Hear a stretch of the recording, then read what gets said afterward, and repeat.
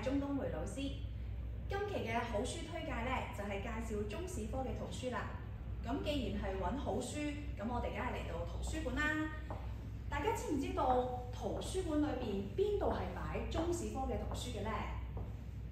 第一格、第二格都唔係，第三格都唔係。其實中史科嘅圖書呢，就喺我哋第四格呢一度。咁當中有1、2、3、4、5呢5欄呢，都係擺中史科嘅圖書嘅。而今日為大家介紹嘅就係呢一本啦，《跟着宋朝人過一天》。顧名思義，呢本書主要就係介紹一下喺宋代嘅時候，一個人係點樣度過佢嘅24小時，會經歷咗啲乜嘢。喺古代裏邊，24小時即係12個時辰啦，咁都會有唔同嘅事會發生嘅喎。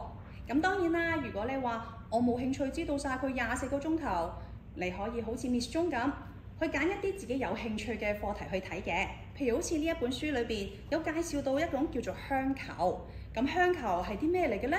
原來佢哋有大同細香球之分嘅喎。大香球咧，主要就係擺喺嗰啲被鋪嗰度。當嗰啲被鋪有一種噏味嘅時候咧，佢哋擺個香球喺度嘅時候，啲被鋪就會變得香噴噴啦。而細嘅香球就係香囊啦，咁我哋就可以跟身，跟住身上面嘅時候就好似你搽咗香水咁樣，個身體就會可以香噴噴啦。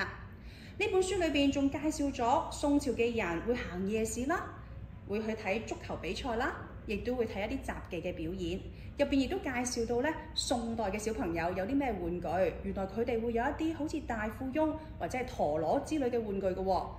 各位同學，如果你哋對於宋朝嘅人嘅生活有興趣嘅話，歡迎大家嚟到圖書館去揾呢一本《跟着宋朝人過一天》。今日嘅介紹嚟到呢度，多謝各位。